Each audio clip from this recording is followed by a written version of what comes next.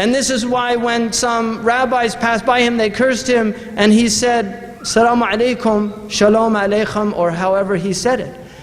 And somebody said to him, Yasubbunaka wa tusallimu alayhim. He said, Kullu wi'an bima fihi yandahu.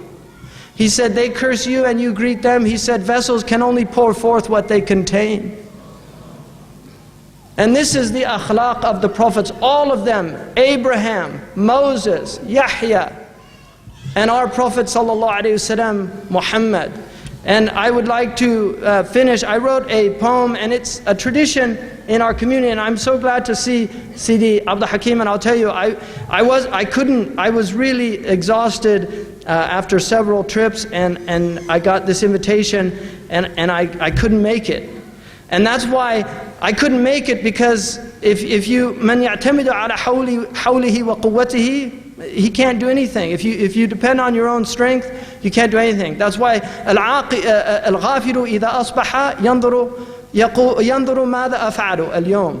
When foolish people get up, they say, what am I going to do today? Wal-aqilu idha asbaha yaqulu madha yaf'alu Allahu bi. But people of intelligence, they say, what is God going to do with me today? And that's why when you depend on yourself, al-imdad ala hasab al-isti'dad, that if you're waiting and ready for Allah's strength, it will come to you. And but Sidi Abdul Hakim Winter, may Allah bless him and increase him, he wrote me an email, and it was entitled the Haqq al-Mustafa, the right of Mustafa. And there was a man once who was about to make Umrah. He had just got to Mecca, and a taxi door opened, and the man said, Medina, Medina, ziyara, ziyara. And he got in the taxi, and he went to Medina. And somebody said to him, you were going to make Umrah. He said, I know, but how could I refuse a trip to Medina? So I'm not a sha'ir, I'm not a poet, but sometimes you're given something that is not really yours. So this is called Spring's Gift.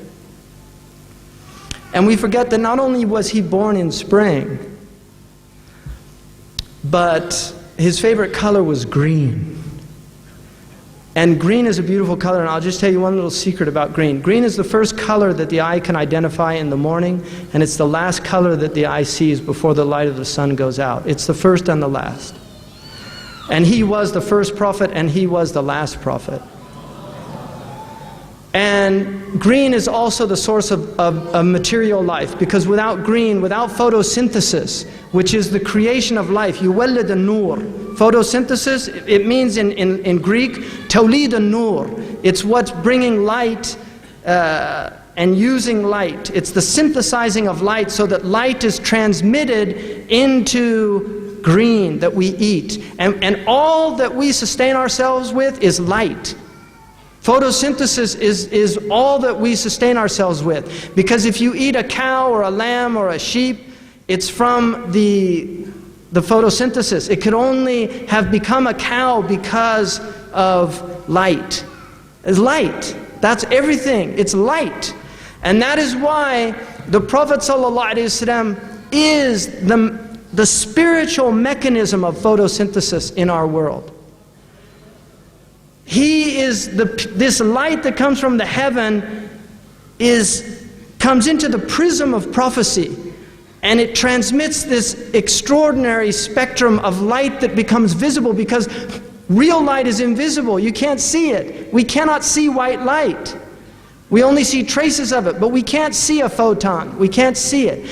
But when it goes through the prism, suddenly it becomes visible. Now each prophet has, in my estimation, and this is ishara, it's not, each prophet has a color.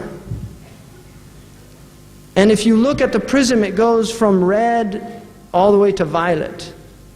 Now red is an earthy color, and it's the color of Sharia. And Musa alayhi salam, his Sharia was like that. And Isa is a very high color, turn the other cheek. They're difficult things to do. But the Prophet reestablished this balance, this brilliant balance between the Sharia and the Haqiqah, and restored it for this last age. And this is not to deny the Haqiqah of Musa and the Sharia of Isa. but it has more to do with emphasis. But his green, his spiritual photosynthesis is resonating really throughout this whole world. And the green dome of Medina is there for a reason.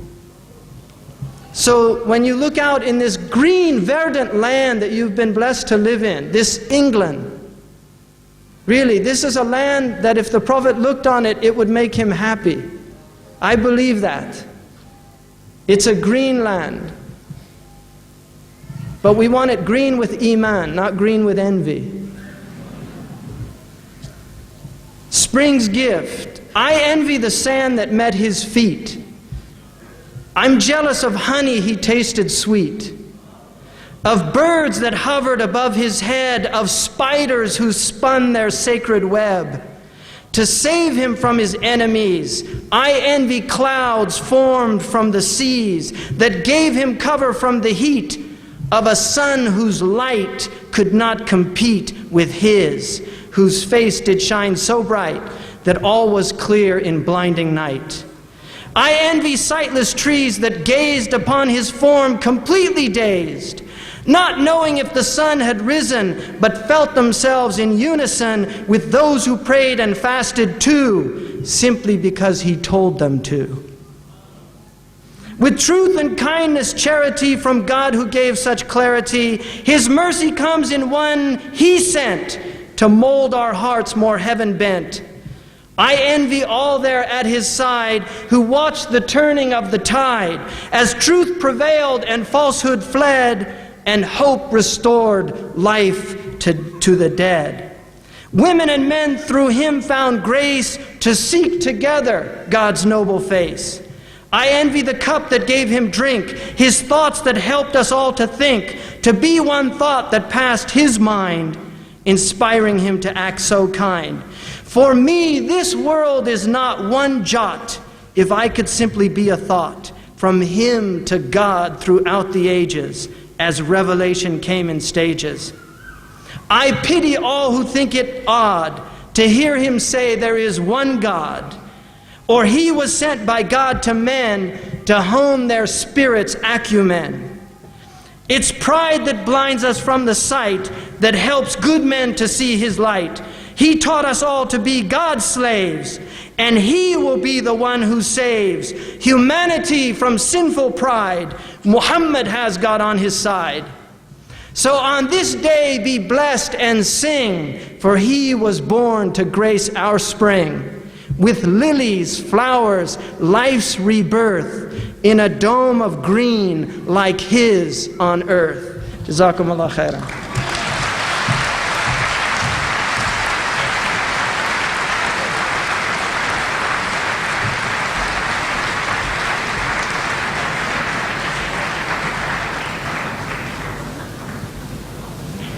Glory be to Allah.